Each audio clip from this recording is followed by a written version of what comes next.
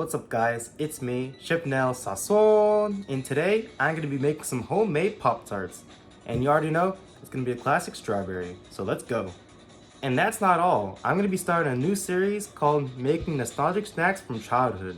So yeah, it's going to be really exciting. So first, Pop Tarts, gonna do it.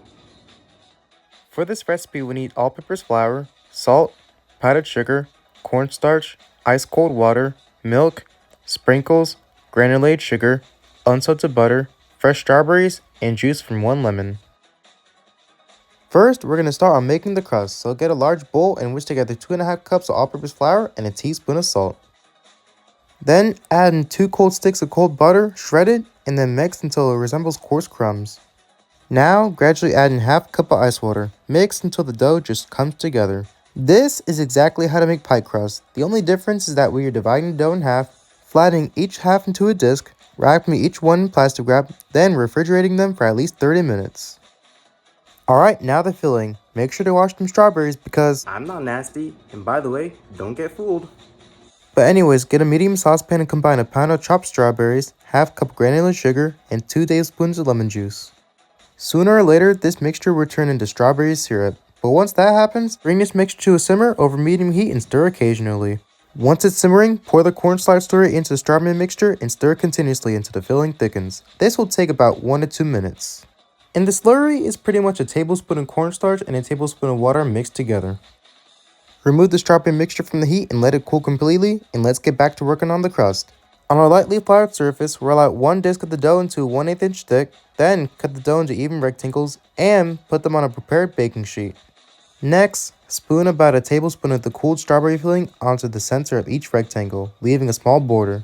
Then roll out the second disc of dough and cut into the same size rectangles. Put it on top of the ones for the filling, but for this one, use a fork to poke the holes to allow steam to escape and crimp the edges of each Pop-Tart. Alright, now it's time to bake these into a 375-degree oven for about 20 to 25 minutes. Let the Pop-Tarts cool completely on a baking sheet before adding the frosting or else it'll melt.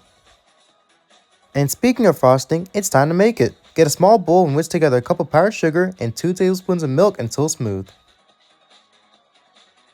Now that we've had our patience, it's time to spread our frosting on top of the Pop-Tarts and immediately add our sprinkles. And if you really have patience, let the frosting set before serving. In looking at these Pop-Tarts, I can tell that there's going to be a huge difference. But we just gotta see. Alright guys, the homemade Pop-Tarts are done. I'm gonna try it and I won't cap. But wait, that's not all. I have the store-bought one right here. Alright, just gonna try it, just how it is.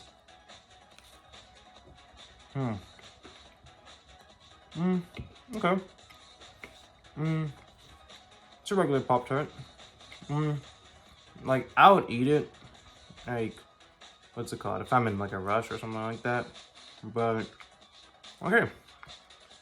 Now, oh my gosh, the moment of truth. Homemade version. I can smell it. It smells so buttery. Okay.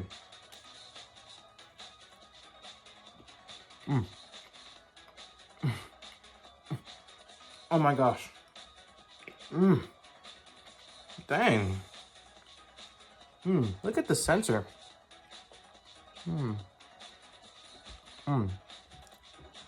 You know, I can really taste the strawberries.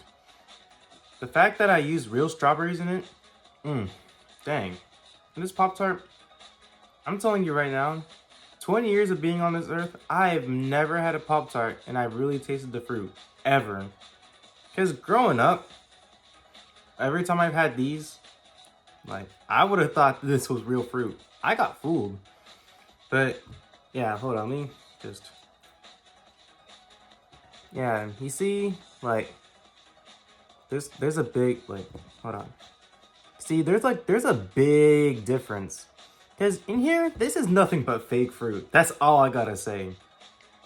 I can't believe all my life I've been eating fake fruit. I've been living under a rock. Trust me. But for this one, oh my gosh, I can taste the strawberries. I can really taste like the, what's it called? The crust. It's buttery. It's like a little flaky, somewhat. Yeah, you know, like See the back here too. But yeah, I'm just saying. Yeah, this is 10.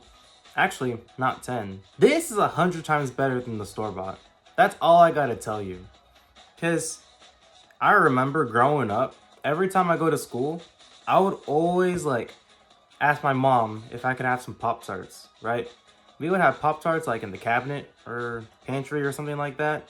And like before school starts, I would just put them in the toaster, pop them out, and then I'll just rush to go to school. That's what I would do.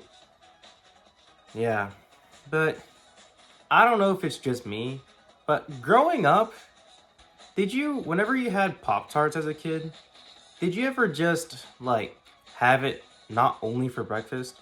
Because in my case, for me, it was not just a breakfast for me. I would have it for breakfast, or I would have it as a snack, or I would just have it for dessert. I don't know. I don't think I was the only one that was like that, but I really feel like a lot of us really ate it like a snack, not really like a breakfast. Cause thing is that I would be addicted to these. Trust me. But yeah, no more store-bought ever again. That's all I gotta say. This right here, oh my gosh, this is an A++, all the way. But yeah, this is just the beginning of making nostalgic snacks from childhood, my childhood. Because trust me, there have been so many like kind of Pop Tarts or snacks from my childhood that have been discontinued. But hey, since I'm a chef, I can make it from scratch. But I'll be honest, growing up, whenever I had the Pop Tarts, my favorite growing up was, I'll probably say the s'mores one. I don't know what it's about, but it's just, I don't know, I love s'mores. But thing is, that would be my first, and then my second favorite would be this, and my third, I'll probably say the cherry. The brown sugar one, I wasn't too crazy about it, but if it was there, I would eat it. That's all I gotta say. Because, you know, when it comes to Pop-Tarts, yeah, it's the stuff. To be honest with you, Pop-Tarts really aren't hard to make. Because, thing is, I'm not sure if you can really see this right here. But, you see, they have, like, how many ingredients in here? Like, I know they has, like, high fructose corn syrup. It has, what's it called? Wheat flour and stuff like that. Dextrose, sugar. They pretty much have a lot of added sugar in this. I'm just saying, you don't need like 50 ingredients to make one Pop-Tart. You only need like 6 or 7 to make it. That's all I gotta say. But yeah, let me know what you guys want me to make next for the nostalgic snacks from my childhood. And I'll see you guys in the next one. Peace. Crazy good!